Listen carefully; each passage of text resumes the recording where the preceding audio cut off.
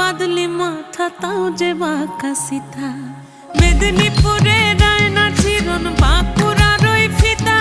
আর যতন করে বাঁধলি মাথা তাও যে বাঁকা সিথা পেছ পাড়িয়া রাজগো